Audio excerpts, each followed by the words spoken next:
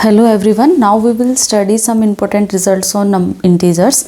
और आज की क्लास में हम वो एक इम्पोर्टेंट प्रॉपर्टी पढ़ेंगे इंटीजर्स की, जो कि सबसे पहले हम देखेंगे यूक्लिड्स एल्गोरिथम और डिवीज़न एल्गोरिथम क्या होता है। फिर उसका प्रूफ हम करेंगे by using well ordering principle. तो पहले हम ये देख लेते हैं कि वेल लोडिंग प्रिंसिपल क्या है, उसके बाद हम देखेंगे यूक्लिड डिवीज़न एल्गोरिथम होती क्या है। So let's see, well ordering principle क्या होता है। Every non empty set of positive integers contain a smallest element. That means अगर आप कोई एक सेट ले रहे हो, फर्स्ट थिंग ये होनी चाहिए कि वो नॉन एम्प्टी होना चाहिए। सेकंड, उसमें जितने भी एलिमेंट्स हैं वो सभी पॉजिटिव होने चाहिए। That means every non empty set of positive integers contain a smallest element. मतलब अगर सेट नॉन एम्प्टी है और उसके अंदर पॉजिटिव एलिमेंट्स हैं सारे, तो उस सेट के पास हमेशा एक स्मॉलेस्ट एलिमेंट होगा। मतलब एक ऐसा एलिमेंट उस सेट में होगा जिसके अलावा जो भी एलिमेंट उस सेट में आएंगे वो सभी उसी एलिमेंट से बड़े होंगे। तो चलिए अब हम ये देखते हैं कि यूक्लिड एल्गोरिथम और डिवीज़न एल्गोरिथम क्या होती है। या तो आप यूक्लिड एल्गोरिथम बोल सकते हैं या फिर डिवीज़न एल्गोरिथम। तो सबसे पहले हम स्टेटमेंट देखते हैं थ्योरम की, और उसके बाद हम इसका प्रूफ देखेंगे जिसमें हम वेल लोडिंग प्रिंसिपल का यूज़ करेंगे। So let's state the theorem. Let A and B be two integers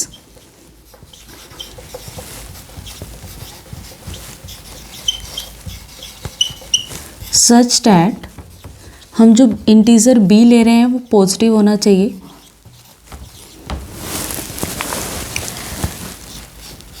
Then there exists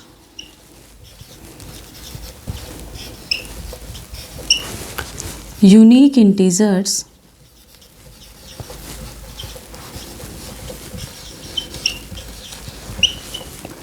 Q and R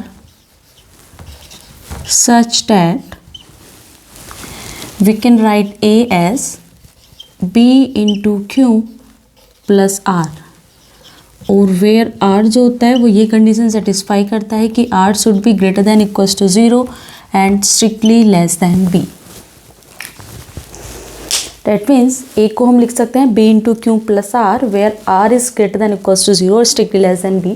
अगर हम दो इंटीजर फिक्स करते हैं A और B, जहाँ पे B जो है वो स्ट्रिक्टली ग्रेटर देन 0 है, और B अगर A को डिवाइड करता है तो हमें कुछ कोशेंट Q मिलता है और रिमाइंडर R मिलता है, वेयर रिमाइंडर ये कंडीशन सेटिस्फाई करता है। तो ऐसे जो कोशेंट और रिमाइंडर होते हैं वो हमेशा यूनिक होता है। मतलब अगर हम इस तरह का एक्सप्रेशन देखें तो वो हमेशा यूनिक होता है, Q और R हमेशा यूनिक आते हैं। जैसे मैं सपोज़ A को मैं ले लेती हूँ, सपोज़ 15 ले लेते हैं, और B को हम 2 ले लेते हैं। तो A मतलब 15 को हम जब 2 से डिवाइड करते हैं तो हमें कुछ कोशेंट मिलेगा और कुछ रिमाइंडर मिलेगा। तो यहाँ पे जो दो वैल्यूज़ आएंगी, कोशेंट और रिमाइंडर, वो हमेशा यूनिक होता है। अब जब हमें पता है हम 15 को 2 से डिवाइड करते हैं तो हमें कोशेंट मिलेगा 7, 2 7 जो 14, और रिमाइंडर हमें मिलता है 1। तो डेट मीन्स हम इसको ऐसे लिख सकते हैं 2.7 + 1। तो ये तो हो गया हमारा कोशेंट और ये हो गया रिमाइंडर। और हम यहाँ पे चेक कर सकते हैं जो रिमाइंडर 1 है वो ग्रेटर देन इक्वल्स टू 0 है, वो स्ट्रिक्टली लेस देन है 2, जो कि B से।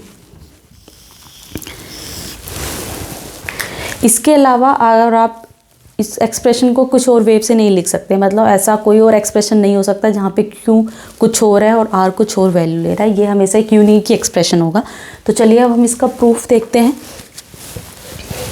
सबसे पहले हम इस थ्योरम को प्रूफ करने के लिए हम दो पार्ट्स में करेंगे। सबसे पहले हमें एग्जिस्टेंस दिखाना है कि ऐसा कोई Q और R एग्जिस्ट करता है। तो पहले हम दिखाएंगे एग्जिस्टेंस, उसके बाद हम दिखाएंगे यूनिकनेस, कि जो Q और R एग्जिस्ट कर रहे हैं वो हमेशा यूनिक होंगे, मतलब एक ही वैल्यू लेंगे। उसके अलावा ऐसा नहीं है कि हम इस एक्सप्रेशन में कभी Q आया और कोई और एक्सप्रेशन एग्जिस्ट करता है जहाँ पे Q कोई डिफरेंट वैल्यू ले रहा है, ऐसा नहीं होगा। ये हमें Q और R हमेशा यूनिक होंगे, मतलब एक ही कोई वैल्यू एग्जिस्ट करेगी दोनों की। Proof, we first prove the existent part.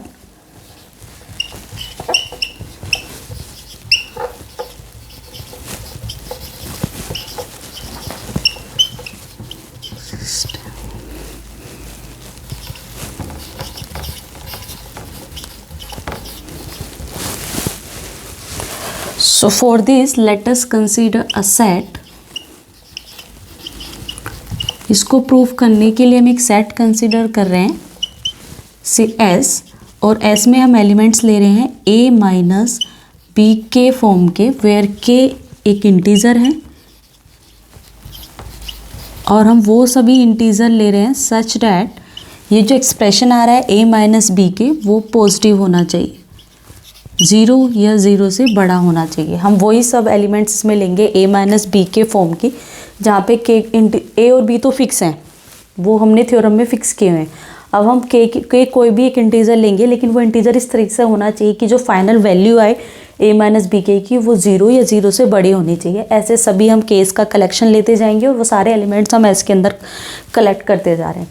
तो अब हम इसको दो पार्ट में देखते हैं। पहला केस हम ये मान लेते हैं, केस 1, व्हेन इस सेट S के अंदर 0 एलिमेंट आता है, मतलब एक ऐसा हमारे पास इंटीजर कहीं आएगा इस सेट में जिसके लिए A माइनस बी के जो है वो 0 होगा।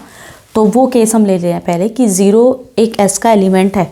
तो जब 0 S का एलिमेंट है इन दिस केस, इसका मतलब है वी कैन राइट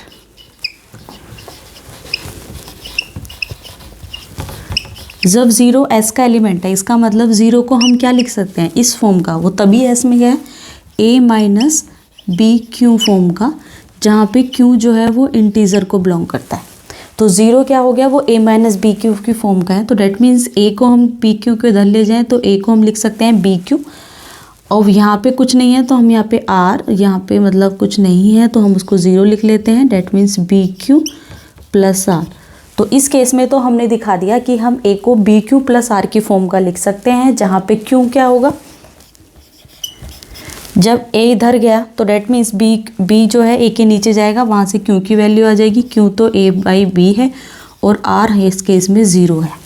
तो इस केस में तो हमने एग्जिस्टेंस दिखा दिया कि हम A को बी क्यू प्लस आर की फॉर्म का लिख सकते हैं, जहाँ पे Q होगा A बाई बी की फॉर्म का और R हो गया 0। ये वो केस है जब 0 S का एलिमेंट है। अब हम वो केस कंसिडर करेंगे जब 0 S का एलिमेंट नहीं होगा। तो उस केस में क्या होगा,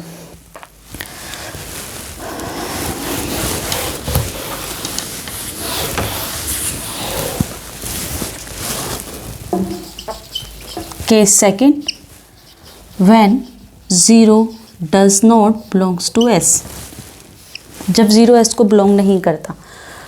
अब इस केस में हम क्या करेंगे, वेल लोडिंग प्रिंसिपल का यूज़ करेंगे स्मॉलेस्ट एलिमेंट फाइंड करने के लिए। तो उस केस में देखो, जब 0 S को बिलोंग कर रहा है, इसमें सारे एलिमेंट 0 या 0 से बड़े थे, तो उस केस में 0 ही सबसे छोटा एलिमेंट था। तो उसमें हमें ऑलरेडी पता था कि छोटा एलिमेंट क्या है, तो इसलिए वेल लोडिंग प्रिंसिपल यूज़ करने की ज़रूरत नहीं पड़ी। अब हम सेकंड केस वो ले रहे हैं जिसमें 0 S में नहीं जा रहा, मतलब सारे एलिमेंट पॉजिटिव हैं तो कोई छोटा एलिमेंट भी होगा, वो हमें देखना है कि वो क्या होगा।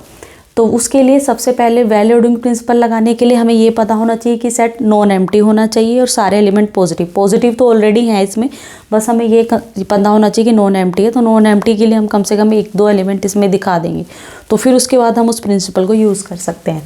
तो 0 does not belongs to S। Now if A हम कोई भी इंटीजर ले रहे थे तो वो पॉजिटिव नेगेटिव कुछ भी हो सकता है। तो A अगर पॉजिटिव होता है then A minus b, K कोई भी इंटीजर है, K को अगर मैं 0 ले लूँ तो A minus b dot 0 A ही है, ये होगा। और इस टाइप के एलिमेंट S में है, इसका मतलब इस केस में A ही S के अंदर चला जाएगा। इसका मतलब एक एलिमेंट हमें मिल गया S में जब A पॉजिटिव है, लेकिन ज़रूरी थोड़ा ना A पॉजिटिव हो, A नेगेटिव भी हो सकता है। जब A नेगेटिव है तो उस केस में अगर हम देखें A माइनस बी, K को आप 2A ले लो, 3A ले लो, 4A ले लो, कुछ भी ले लो। तो उस केस में हम देखें तो A अगर मैं यहाँ से कॉमन लूँ तो ये आता है 1 माइनस 2B। A नेगेटिव है और B हमें पता है वो पॉजिटिव है, इसका मतलब B इंटीजर है और पॉजिटिव है, तो वो कम से कम 1 तो होगा, 1 या 1 से बड़ा होगा। तो ये वैल्यू भी नेगेटिव है, ये वैल्यू भी नेगेटिव है, ये नेगेटिव, तो नेगेटिव मिलके होंगी पॉजिटिव। इसका मतलब इस केस में ये एक S का एलिमेंट मिल जाएगा। जब A नेगेटिव है तब हमें ये एलिमेंट S में मिलेगा ज़रूर। इसका मतलब दोनों ही केस में हमें S के अंदर एक एलिमेंट मिल गया। इसका मतलब that is S is a non empty set. S एक नॉन एम्प्टी सेट है और इसके एस के एलिमेंट सभी पॉजिटिव हैं, तो अब हम यहाँ पे वेल लोडिंग प्रिंसिपल यूज़ कर सकते हैं। So by using well ordering principle we get that S has a smallest element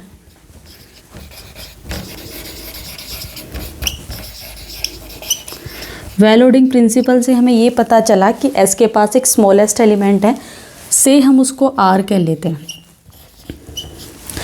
अब S के पास स्मॉलेस्ट एलिमेंट R है और S के सारे एलिमेंट्स इसी फॉर्म के हैं, इसका मतलब उसका जो स्मॉलेस्ट एलिमेंट है R वो भी इसी फॉर्म का होगा। सो डैट मीन्स हम A की ये फॉर्म लिख लेते हैं A minus B q where q belongs to integer Z। तो हमने R की फॉर्म भी फिक्स कर ली, हमने S का एक एलिमेंट मिल गया स्मॉलेस्ट और वहाँ पे जहाँ पे क्यू जो है इंटीजर को बिलोंग करता है। अब हमें पता है इसमें सारे ही एलिमेंट पॉजिटिव थे, तो ये R जो होगा वो भी पॉजिटिव होगा। सो डैट मीन्स हमें यहाँ पे मिला A इज़ बी क्यू को इधर ले आएंगे तो R प्लस बी क्यू की फॉर्म का होगा where R is greater than 0। अगर हम केस 1 और केस 2 को कंबाइन कर लें, केस 1 जब 0 S को बिलोंग कर रहा था, केस 2 जब इसको बिलोंग नहीं कर रहा था, तो हमने दोनों ही केस में A की इस फॉर्म को दिखा दिया कि A जो है बी क्यू प्लस R की फॉर्म का होगा वेयर R या तो 0 होगा या 0 से बड़ा होगा। अब हमें क्या प्रूफ करना है, हमने ये तो दिखा दिया कि A की फॉर्म ये है और ये भी दिखा दिया R 0 या 0 से बड़ा है। अब ये वाला पोर्शन रहता है कि हमें अभी ये शो करना है कि R जो है वो B से भी छोटा है, ये पार्ट अभी रहता है प्रूफ करने के लिए। तो अब हम ये पार्ट प्रूफ करते हैं।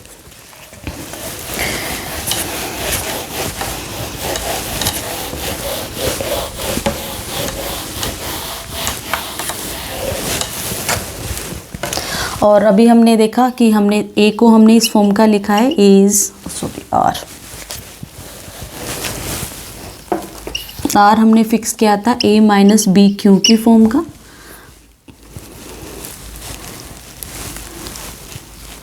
R जो है वो स्मॉलेस्ट एलिमेंट है S का।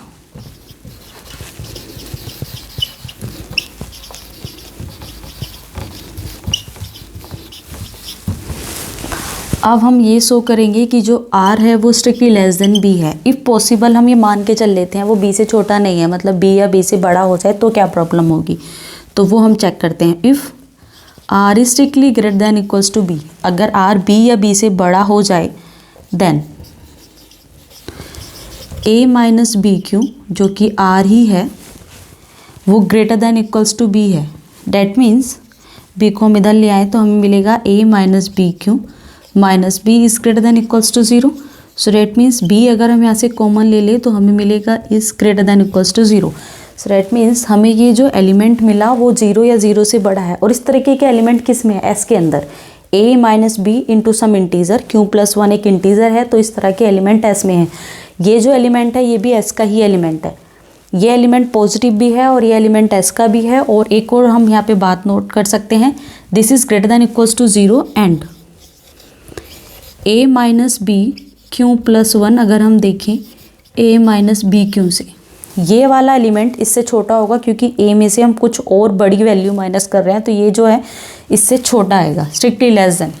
और ये एलिमेंट क्या था, ये R है जो कि S का सबसे छोटा एलिमेंट था। मतलब अगर हम ये मान के चल रहे हैं कि R B या B से बड़ा है तो उस केस में हमें R से भी एक छोटा एलिमेंट मिल गया S के अंदर, जो कि एक कॉन्ट्राडिक्शन होगी। And this is strictly less then R which is a contradiction.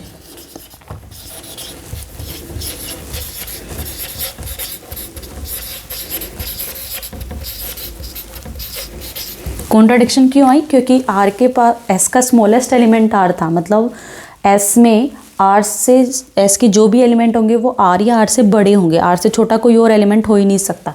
लेकिन अगर हम ये मान के चल लेते हैं कि R जो है वो B या B से बड़ा है, तो उस केस में हमें S के अंदर R से भी छोटा एलिमेंट मिल जाएगा, तो वो पॉसिबल ही नहीं है क्योंकि स्मॉलेस्ट एलिमेंट तो R है।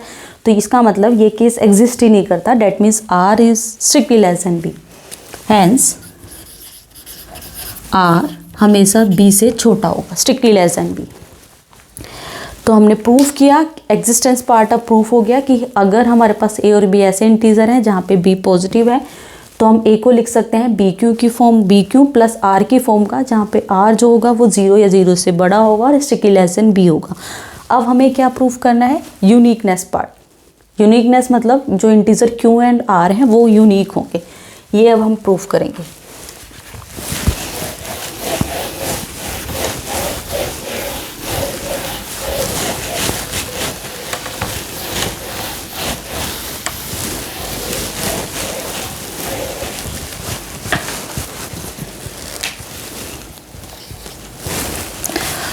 To prove uniqueness,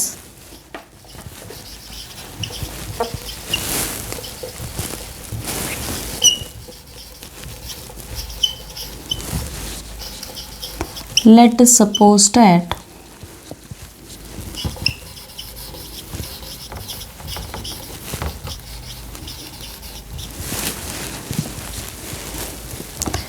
Q prime, R and R prime are integers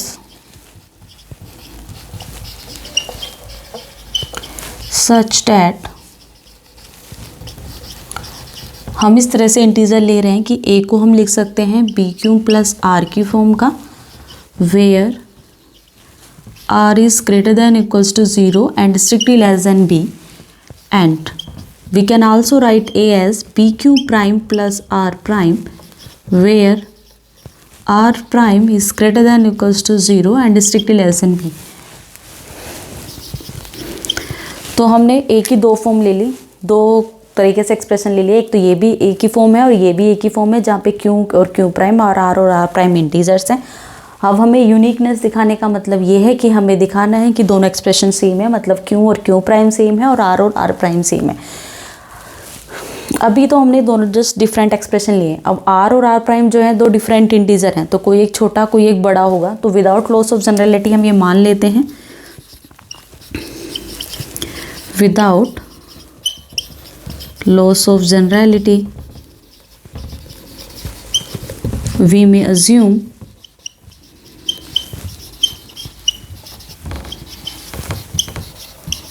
हम क्या अज्यूम कर सकते हैं? आर और आर प्राइम दो डिफरेंट इंटीजर हैं, तो कोई एक छोटा कोई एक बड़ा होगा। तो हम ये मान लेते हैं कि जो आर प्राइम है वो आर से छोटा है, हम ये मान लेते हैं R is prime is less than equals to R. Okay, अब हम ये देखते हैं, ये भी ए के इक्वल है, ये भी ए के इक्वल है। इसका मतलब ये दोनों इक्वल होंगे, क्योंकि हम ए को क्या लिख सकते हैं? बी क्यू प्लस आर, और हम ए को ऐसे भी लिख सकते हैं B Q prime plus R prime. तो डेट मीन्स ये दोनों इक्वल हुए। तो हम इस वाले पोर्शन बी वाले पोर्शन को एक साथ ले आ लेते हैं और आर प्राइम माइनस आर एक साथ ले लेते हैं। ये ऐसे हो गया। बी यहाँ से हम कॉमन आउट ले लेते हैं, ये हो गया क्यू माइनस क्यू प्राइम, और इधर हो गया R prime minus R. B यहाँ पे कॉमन है, इसका मतलब बी जो है ये एक इंटीजर है, आर प्राइम माइनस आर एक इंटीजर है और बी उसका इंटीजर में के फैक्टर्स में आ रहा है। डेट मीन्स बी जो है इसका हमने कोई भी एक फैक्टर किया है तो उसमें बी कॉमन आ रहा है। डेट मीन्स बी जो है वो इसको डिवाइड कर रहा है। So this implies that B divides R prime minus R. Usually हम मैथ्स में हमेशा स्ट्रिक्टली ये सीधा साइन सिंबल लगाते हैं इस लाइन का, जिसका मतलब ये होता है कि जो बी है वो इसको डिवाइड करता है। That is B divides R prime minus R. अगर कोई इंटीजर, मैं यहाँ पे लिख देती हूँ इसको, if N integer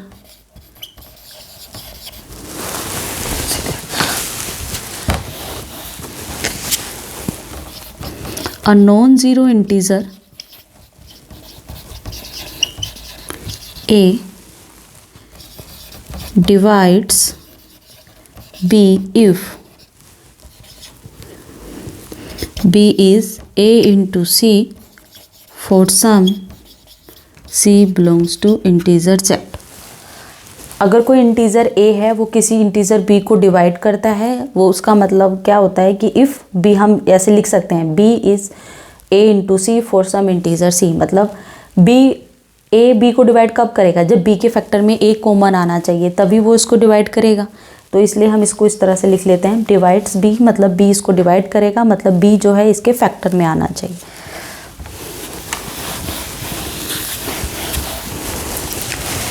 that is b divides this.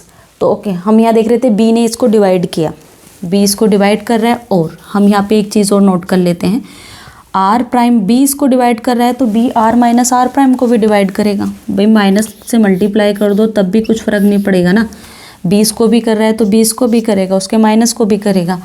और अगर हम यहाँ पे देखें, जो r है r minus r prime,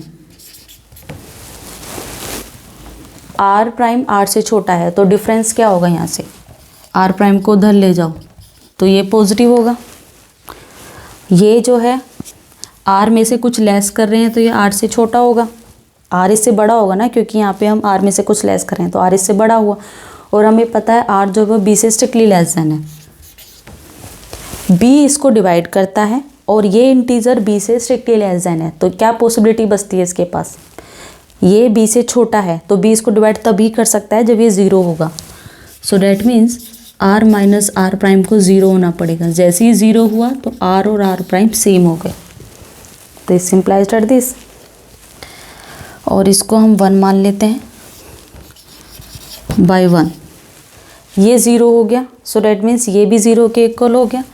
b into Q minus Q prime is 0, ये 0 है तो इसका मतलब b उधर चला जाएगा, वो भी 0 हो गया तो ये हो गया ये 0। तो that means q is same as q prime. तो हमने क्या दिखाया कि अगर हम कोई दो डिफरेंट एक्सप्रेशन ले लेते हैं तो वो डिफरेंट नहीं, सेम ही आता है, q और q प्राइम और r और प्राइम सेम आ गया। सो डैट मीन्स यूक्लिड एल्गोरिथम हमने अभी प्रूफ की है और उसमें हम ये कह रहे हैं कि अगर हम कोई दो डिफरेंट इंटीजर्स ले रहे हैं, डिफरेंट या सेम भी ले सकते हैं, और इंटीजर्स इस तरह से हैं a और b, जहाँ पे b जो है पॉजिटिव है और b, अगर a को हम b से डिवाइड कर रहे हैं तो हमें एक कोशेंट q मिलेगा और एक रिमाइंडर r मिलेगा, और रिमाइंडर r जो है वो हमेशा इस एक्सप्रेशन को सेटिस्फाई करेगा, और जो कोशेंट और रिमाइंडर हैं वो हमेशा यूनिक ही मिलते हैं। Okay, in next class we will study some more results on number on results on integers. Thank you.